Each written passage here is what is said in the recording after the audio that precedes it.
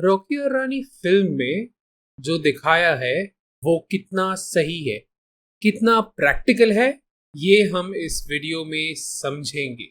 Picture के almost and में Rocky अपने दादी को बोलता है, दादी, खून के रिश्ते और मोहब्बत के रिश्ते एक जैसे नहीं होते, मोहब्बत के रिश्ते बनाए जाते।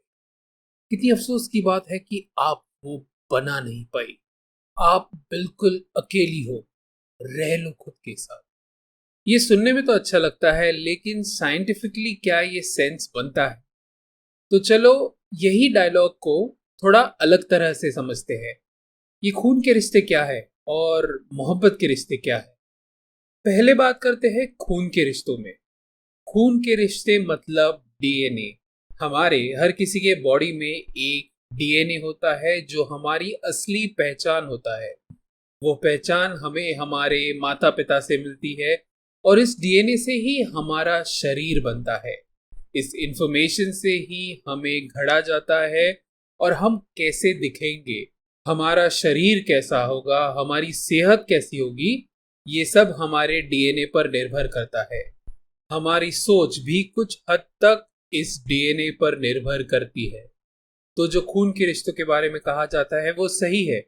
जैसे माता पिता हो, वैसे ही संभावना है कि जो उनका बेटा या बेटी हो। पर बात यहाँ पे खत्म नहीं होती। क्योंकि आप अपने माता पिता के बेटे हो, इसका मतलब ये नहीं है कि जैसे उनका जीवन कटा है वैसे ही तुम्हारा भी जीवन कटे। हमारी अपनी कहानी, हमारी अपनी पहचान निर्माण करना अपने माता पिता से अलग, ये क्षमता हमें मिली है हमारे ब्रेन से। एक न्यूरोप्लास्टिसिटी का कॉन्सेप्ट है। इसका मतलब है अपने दिमाग की बदलने की क्षमता। जब हमारे एक सोचने का तरीका होता है तो वो इसलिए होता है क्योंकि हमारे ब्रेन का जो स्ट्रक्चर है वो एक तरीके का है।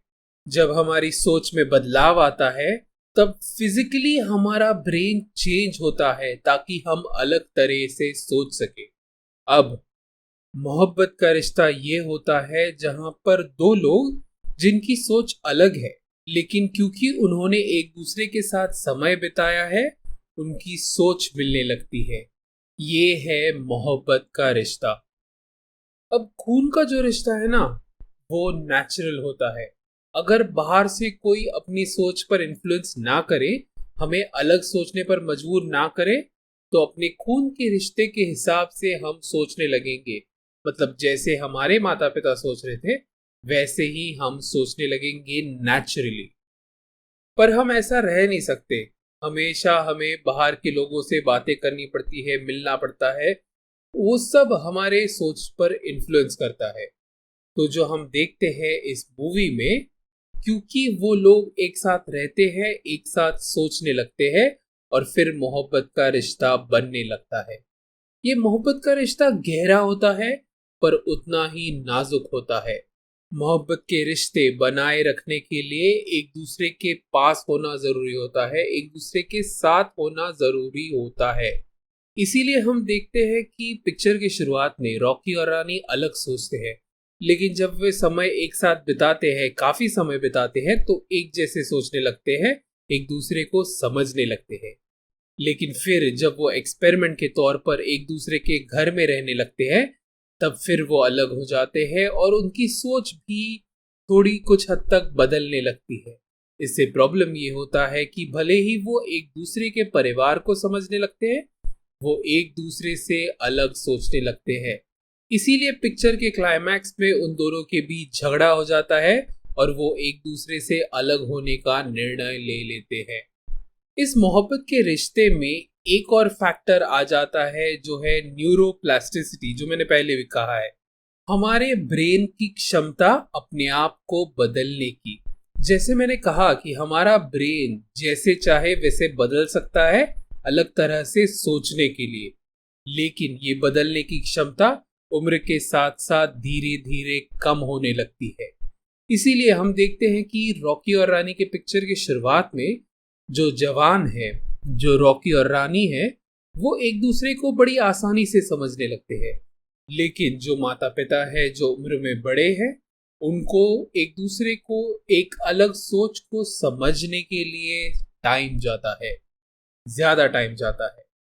और आखिरी में जो दादी है, जो रॉकी की दादी है, उसकी एज इतनी ज्यादा है कि उसकी ब्रेन की क्षमता, एक दूसरे को समझने की क्षमता इतनी कम हो चुकी है कि वो मान ही नहीं सकती कि वो गलत है।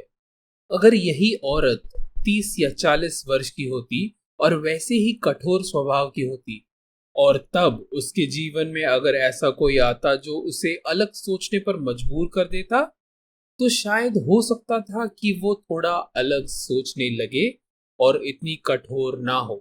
लेकिन उसकी उम्र इतनी बढ़ चुकी है, वो इतनी बूढ़ी हो चुकी है कि उसका ब्रेन एक तरह के स्ट्रक्चर में सेट हो चुका है। अब वो बदलना इस जीवन काल में नामुमकिन है। भले ही वो उसका दोष उसके घमंड और अहंकार को देती है, लेकिन सच तो ये बात है कि उसका बायोलॉजिकल लिमिटेशन है कि वो अपनी गलती नहीं मान सकती, और ये साइंटिफिकली एक्यूरेट है। अब ये हो सकता है कि जिसने इस कहानी को लिखा है उसने साइंटिफिकली कुछ सोचा ना हो, फिर भी ये फिल्म साइंटिफिकली एक्यूरेट है क्योंकि उस व्यक्ति को एक मनुष्य की सोच कैसे है ये समझ में आता है, और क्योंकि उन्हें इसकी समझ है इसीलिए शायद ये फिल्म अच्छी बनी है।